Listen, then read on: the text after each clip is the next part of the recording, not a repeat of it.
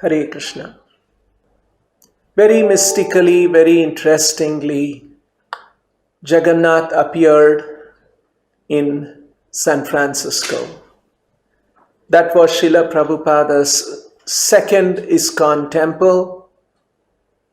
And on the day of Gaur Purnima, in the year 1967, Srila Prabhupada conducted the installation ceremony. Prabhupada said, in India, an installation ceremony is a long ritual, lasting over many days, and very, very qualified brahmanas chanting different mantras and having an elaborate procedure for installation. But here in San Francisco, Srila Prabhupada created a very simple form of installation of Jagannath. He was doing kirtan and he had a plate and had a candle lit. And then he told devotees should come one by one and offer the lamp in circles to Jagannath. So you can imagine, Srila Prabhupada was gradually introducing Arati, but to these young American followers who are totally unfamiliar with any of these practices. And then Swamiji said, when you do this offering of the lamp to Jagannath, and then when you become a little tired, you can hand over the plate to another devotee. And then another person would come, another devotee would come and offer like this. And as long as the kirtan is going on, this kind of an offering should be going on. So this was the procedure that Prabhupada followed. And he went back to his dais on the asan, and he was chanting Hare Krishna. And all the devotees who were assembled there were also chanting. And all day they had fasted. Prabhupada had told them to fast all day till moonrise, till evening. And so they were all fasting.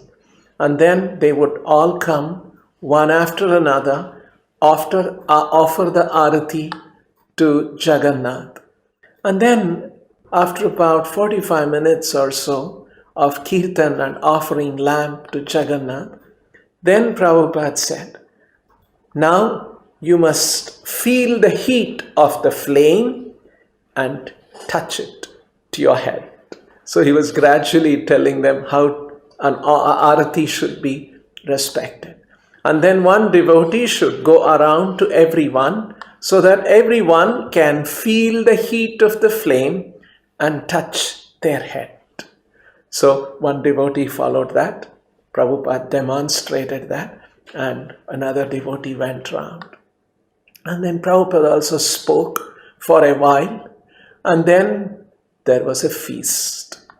And the feast was served, and it was offered to Jagannath, Baladev, Subhadra, and the feast was served. So like this, Prabhupada instituted a very simple form of deity worship, deity installation, and this was the first deity formally installed like this. Of course, a few weeks before, someone gifted a blue color Krishna, just about 2 feet high, and a very nice young boy, child Krishna, who had his one hand on his hip, and he was very nice. And then this deity you might have seen in the black and white pictures of those days. And Prabhupada called him Kartamashayi.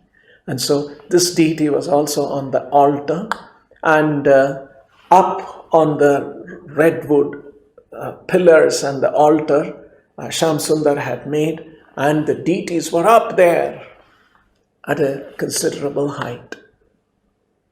So, and it was a few days after that, Somehow someone got an idea.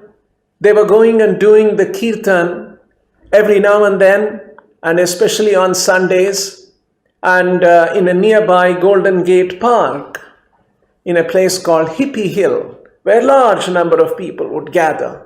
And someone got an idea that they should take Jagannath. And they carried Jagannath all the way to the park, and they put him on the grass, and they started doing kirtan. And Swamiji came to know about it. He came rushing. He came to the temple hall and saw only Baladev, Subhadra are there. Jagannath is in his place. It's empty. And then the devotees, actually one devotee had come to Swamiji and told, Swamiji, we have taken Jagannath to the park and large number of people are coming.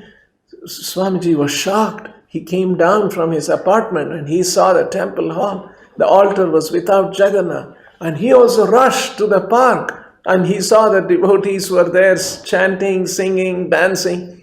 And he saw Jagannath on the grass. He paid his obeisance and he sat there and continued singing. And that's when he said that after the kirtan, they brought Jagannath back to the temple and he was not so happy. And he said, the deity should not be taken like that. If anybody wants to have darshan, they should come to the temple. And however, he said, the deity goes out of the temple on a special day to give darshan to everyone. That is only once in a year. And it is on a special date. And then that's how he talked about the Ratha Yatra and introduced. And he said that we should have a Ratha. And he gave some ideas and the devotees were running around making the Ratha. So all of these kind of things were happening. And the devotees, young devotees who were coming and meeting him, especially the inner circle of devotees, and boys and girls, they would come together. And some of them were living together, but they were not married. Almost every week, Prabhupada was having a marriage ceremony and initiation. So many devotees got initiated, many devotees got married, and they would do different services that Prabhupada had created in the temple, cooking, getting some food and vegetables and groceries on donation, cooking and serving. The devotees' lives were transforming. Their lives revolved around Swamiji and doing different things that he wanted them to do. And Prabhupada created a simple system of classes and kirtans early in the morning and in the evening. And he was always available. People would come up to him, walk up to the apartment, and he was there patiently speaking to them, answering questions. Some of them would come drugged, but Swamiji made no distinction and he was very loving, very caring. Some of them came with a challenging attitude. Some of them came with a submissive attitude. Some of them were confused. Some of them were pained and had a lot of problems in their life. Swamiji would hear them and speak to them the transcendental message of Krishna consciousness. Once, a drugged, and he had read something about some Indian philosophy and that one can become God. And so one day he came up to Swamiji and he said, I'm actually higher than you. So Prabhupada sat behind his desk and he was patiently hearing. And then he said, I am higher than you. I am God. So Swamiji folded his hands, bowed, said, please accept my obeisance, God, and now you may leave. So like this, Prabhupada had all kinds of visitors, and Prabhupada was gradually introducing different aspects of Krishna consciousness. And in his talks Prabhupada would talk about Narada Muni, and gradually he was introducing the different characters and how Narada Muni would travel all over the universe, spreading Krishna consciousness, chanting Krishna's glories, chanting Krishna's name, chanting Hare Krishna. So devotees were hearing and all of these kind of things. And one day, Prabhupada gave a class, and after the class, he looked around and asked for questions. Prabhupada would be very happy if someone had a question, and because that would lead to more discussion of Krishna conscious philosophy. And he looked around, and on that particular day, no one had a question. And so Govinda Dasi, a young American girl who had just got initiated and got married, she thought that she had a question, and she thought it was a good opportunity for her to ask the question. And so she put up her hand, and then Swamiji said, "Yes, you have a question?" So she was a little hesitant because her question did not refer to the class that he had given on that particular day. So she said, "Yes, I have a question, but it's not really about today's topic." Prabhupada said, "Okay, nevertheless, you can ask."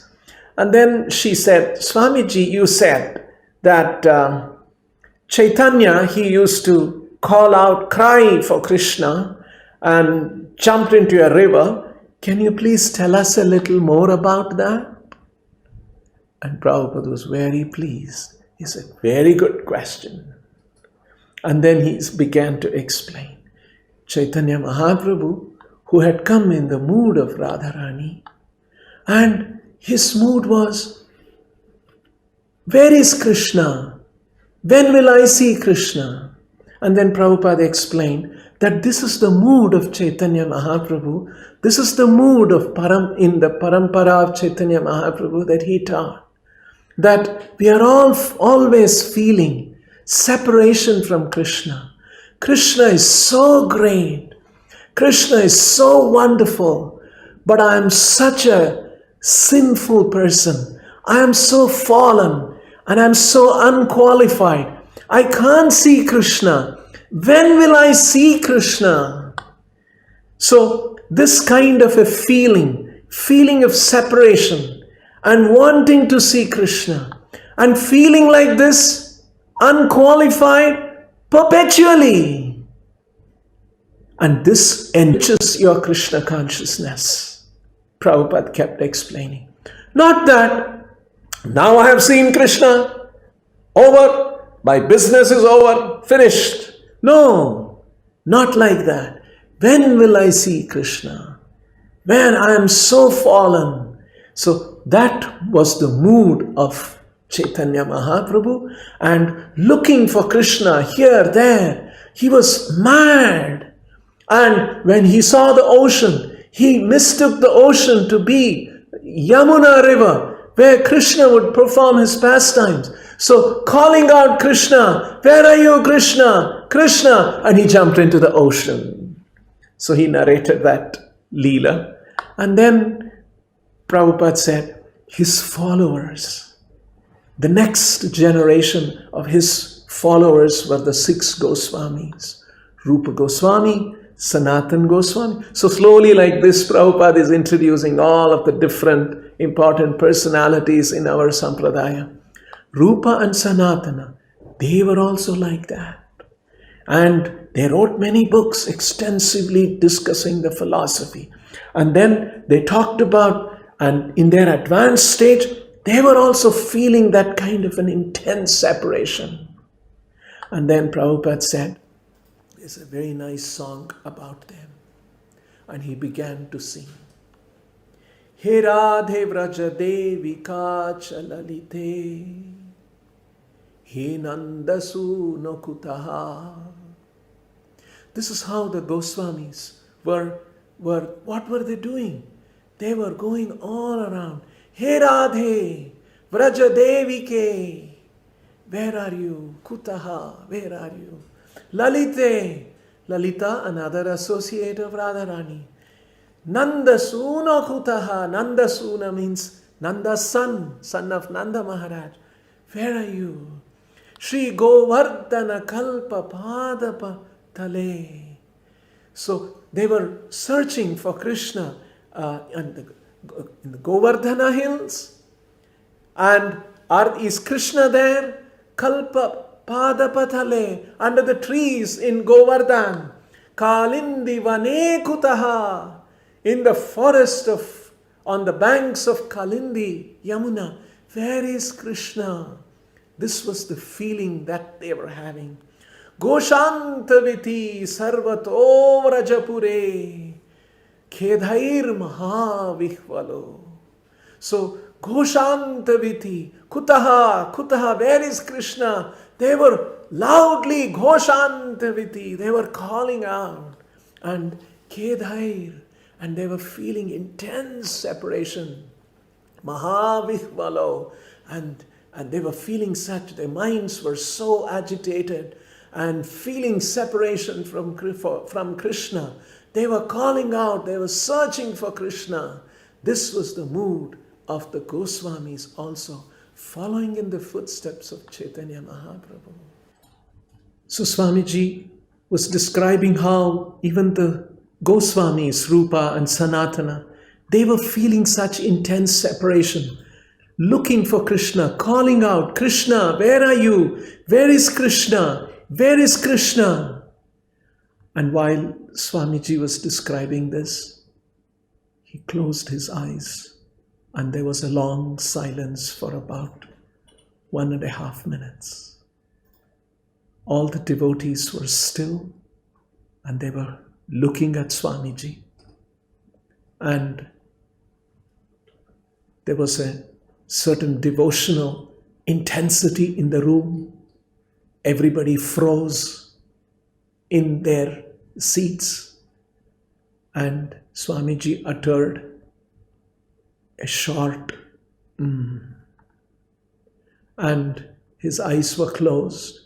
Then after this long 1.5 minutes of silence, Swamiji opened his eyes. His eyes were filled with tears, which kept gliding down his face. He reached out for the kartals and he tried to rattle the kartal, but then once again he froze. And he closed his eyes for another long minute. And all the devotees were transfixed, looking at him. And he uttered another very soft, And another minute, for about 4 minutes of silence. And Prabhupada gathered the kartal and started singing Govinda Jaya Jaya Gopala Jaya Jaya. And there were tears coming from his eyes. And he continued the kirtan and slowly building up the tempo for about 10 minutes. And then he brought the kirtan to the close, left the kartals there, got up from his seat and walked away. Now Prabhupada gathered the kartals and he started slowly playing. Tears were still flowing down his cheeks and he started singing Govinda Jaya Jaya Gopala Jaya Jaya. And the devotees picked up the harmonium, picked up the mridanga, and they also joined in the kirtan. And the kirtan went on for about 10 minutes. And then he closed the kirtan, put the kartal down, and then he got up and went away. So all the devotees were just wondering. They knew Swamiji is here amidst us in Haight-Ashbury. He is amidst us in San Francisco. He is amidst us in America. But he truly doesn't belong to this world. He belongs to the spiritual world. He's also feeling the same feelings of separation that the Goswamis were feeling. He's also experiencing that intense feelings that Chaitanya Mahaprabhu was feeling. And although he is amidst us, he is a very, very special person. So this understanding and this realization was among all the devotees. Although Prabhupada was very endearing to them, spending a lot of time with them, cooking for them, and conducting marriages, initiation, giving names. So this is how Srila Prabhupada was very, very endearing. So one day, one of the evenings, there was no scheduled program. So the devotees asked Swamiji, Swamiji, can we go to the beach and do kirtan there? So Prabhupada said, yes, we will go. Americans, they want to go to the beach, they want to have some kind of a campfire. And so Prabhupada said, all right, and he was going along with them. And so the devotees got into the car. This was that Krishna car, an old car. And Prabhupada leaned back because the seat would go back so much. And then Shamsundar was driving, and a few more devotees got packed into a few more cars, and there was a convoy of cars, and they went to the beach, and it was still cold those days. This is March, end of March, around that time. And it was cold in the evening. And so the devotees gathered, and they had brought potatoes, and they had brought some coal. They lit up a fire, and they had apples. They wrapped the apples in aluminum foil and had jaggery and raisins filled into the apple. And they had potatoes wrapped in aluminum foils. They put all of that in the fire. And then there was a big kirtan. And Prabhupada led the kirtan, and the devotees were very happy. They were holding their hands, going round and round the fire and Swamiji. And on the bank of, on the beach, just that side was the ocean, Pacific Ocean. And the kirtan was going on, and it was hardly anybody. There was no one around. And so the devotees did very nice kirtan. And then after the kirtan, they went for a short walk. They came back, and then again they sat down. By then, they opened up all the foils, and they applied butter, and they opened up the apples, which was also baked now in coal, and all the devotees had, and they gave to Swamiji. Swamiji also was eating this prasadam, and then there was some leftover, and some dogs appeared around, and Prabhupada gave away all the leftover prasadam to the fortunate dogs who received Mahaprasadam from Prabhupada, and they ate, the dogs ate, and then they had another kirtan once again. And at that time, one of the devotees, two devotees, had composed a song, and they asked Swamiji, Swamiji, can we sing this song that we have composed? And Swamiji said, yes, please. And they said that we have composed a song on a special song, and we want you to hear. And Prabhupada said, yes, all right. And then the devotee, the two of them who had composed the song, and they began to sing. Do you know who is the first eternal spaceman of this universe? I'm not going to sing. I'm not going to attempt singing. Do you know who is the first eternal spaceman of this universe? The first to send his wild, wild vibrations to all those cosmic superstations. For the song he always shouts, sends the planets flipping out. But I'll tell you, before you think me loony, that I'm talking about Narada Muni, singing Hare Krishna, Krishna Krishna, Hare Hare, Hare Rama, Rama Rama, Hare Hare. So Prabhupada heard the song and he laughed. He was very happy. As long as there is Hare Krishna mantra, Swamiji will be pleased. They had figured out, and so they inserted the Hare Krishna mantra in their song. And then Prabhupada said, he encouraged them. He said, very nice. You should continue to compose many more songs like this, and make all your countrymen sing these wonderful Krishna conscious songs. So Prabhupada was very, very understanding, accommodating their culture and their language, and Prabhupada encouraged them to glorify Krishna in their own style. So devotees had this campfire and the kirtan, and Swamiji was very happy.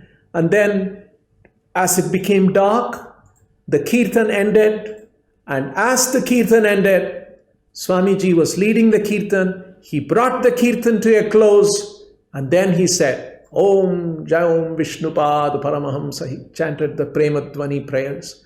And then he said, all glories to the assembled devotees. All glories to the assembled devotees. All glories to the Pacific Ocean. And devotees said, Hari Bol, and laughed.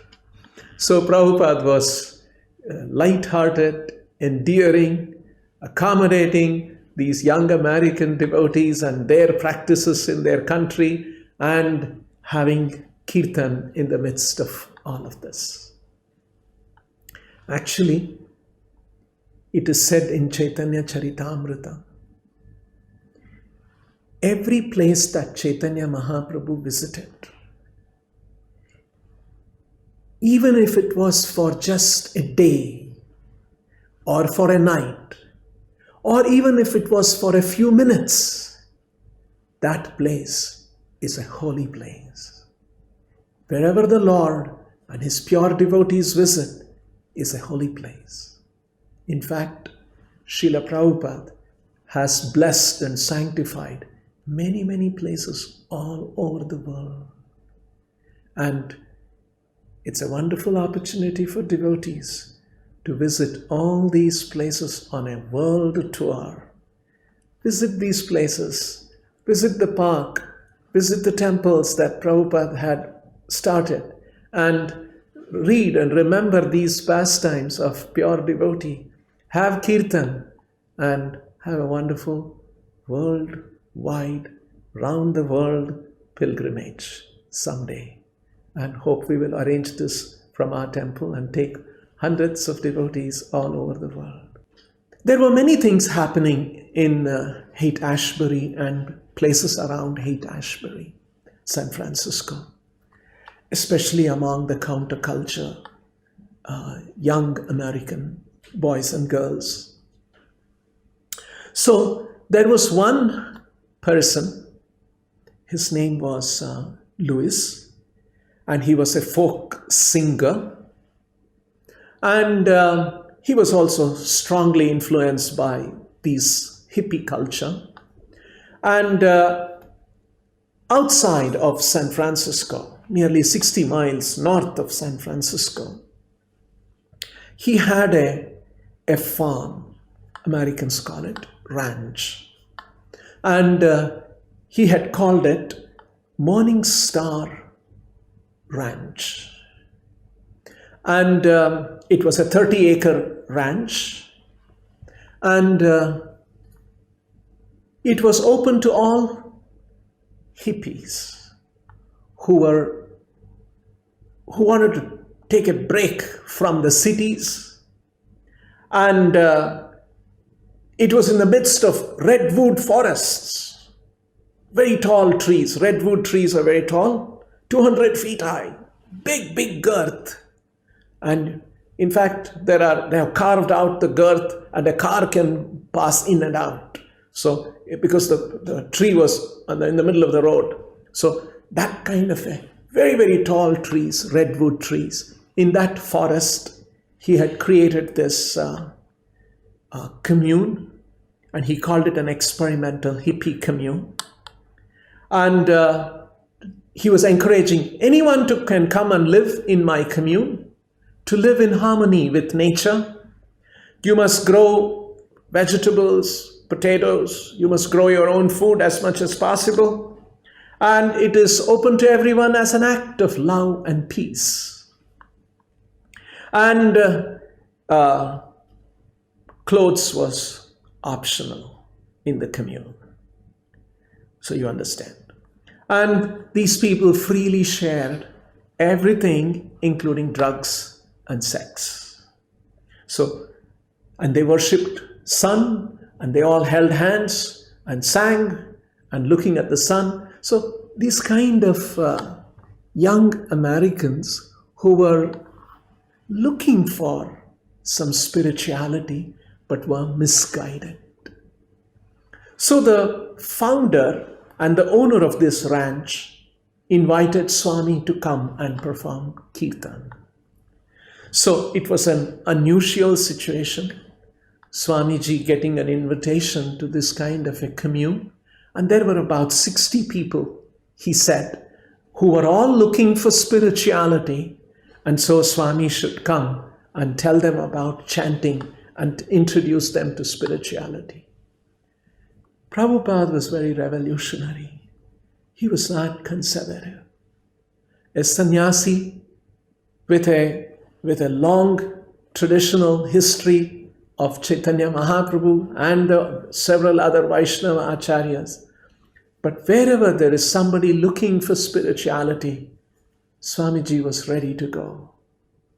So one morning on April 1st, 1967, Louis comes to Frederick Street Temple and he wants to take Swamiji with him to Morning Star Ranch, and Prabhupada agrees to go.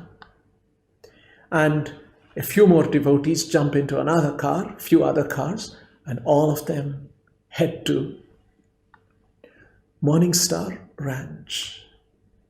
And there, Lou takes Prabhupada around, and then Prabhupada gets to see the ranch there. And then some people are living under the tree. Some people were living in the burrows, in the holes of the tree, big holes. The trees have big girth, and so there's a big hole. Many of them living inside that, and that kind of crazy things, young exploration and looking for new kind of living. These were the kind of young people. And they were looking for spirituality. And so when Prabhupada reaches there by about 1 o'clock, and then Swamiji says that, I want to take rest for a while. So Louis takes him to his house. It's a wooden house. And then Prabhupada takes rest for a short while. And then while they're walking to the house, Prabhupada sees some of these people, some of them with clothes and some of them without clothes. And they were working in the garden. And so one man, young man, comes up, and then Louis introduces, this is Swami Bhakti Vedanta. And so that man comes and shakes hands with Prabhupada. And then Swamiji asks, what are you doing? And so he says, I'm growing potatoes. No, what are you doing with your life? And he didn't have any answer. And then Prabhupada kept walking. And then after a little rest, and then Prabhupada comes, Louis takes him to another part of the ranch. And these young hippies, they have created a seat for him. And they got all the forest flowers and they decorated the seat for him. Very nice, isn't it? For a pure devotee, to receive the pure devotee nicely, respectfully like that. So Prabhupada sat on that seat, which was bedecked with wild forest flowers, decorated, arranged by the hippies. And there Srila Prabhupada did kirtan. The kirtan goes on for about 45 minutes, 1 hour. And all the other devotees, they sing and chant and they dance. And then Prabhupada spoke for a short while. But it was long kirtan and a very short talk. It was a very intense kirtan for about 45 minutes or 1 hour.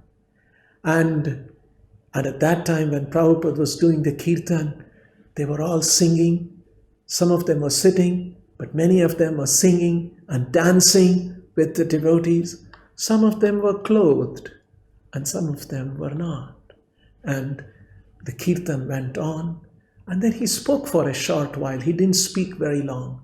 But that kirtan and that short talk and this visit of Srila Prabhupada created a very profound impact in that commune.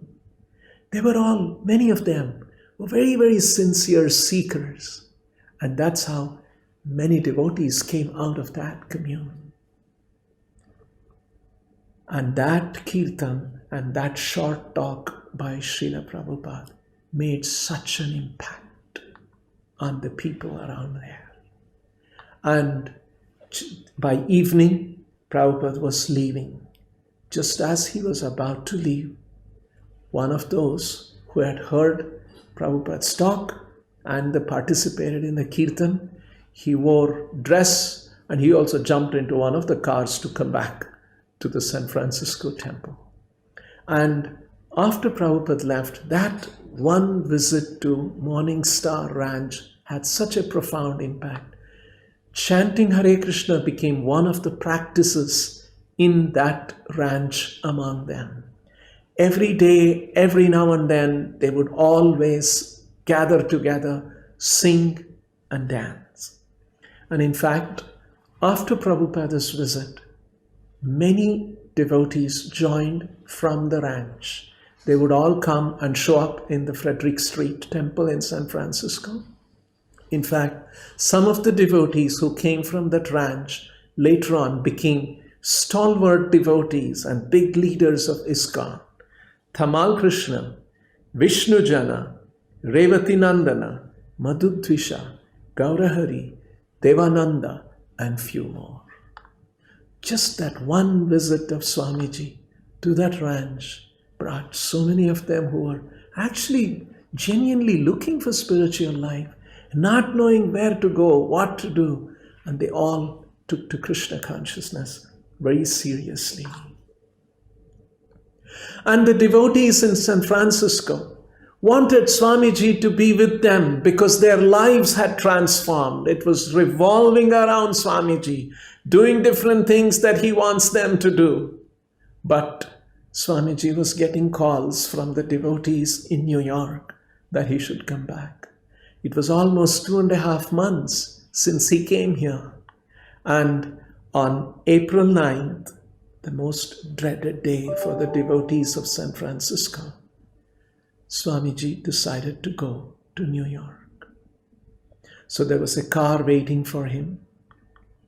Swamiji came out of the apartment, came to the temple hall, and came out of the temple hall, was about to enter the car, and the devotees were all crying. They were, if Swamiji goes away, what will happen to us? And then Prabhupada, Swamiji got into the car, and he went to the airport. And at the airport, there was another group of devotees waiting to see him off, and everybody was crying. And in just about 2.5 months that Prabhupada came to San Francisco, he had opened up a temple, conducted many initiations, many weddings, installed the deities, gave them instruction to set up a ratha, and he said, I will come for the Rath Yatra. Don't worry, I'm always thinking of you, your welfare, and so I will come back. And these devotees, they were singing kirtan and seeing him off, but they were all crying, feeling that intense.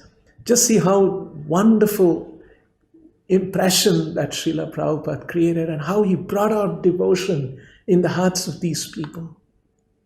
And so Prabhupada was boarding the flight, and now he would go to New York. And in New York, there was another mood among the devotees. They were ecstatic and joyful, waiting for Swamiji to come.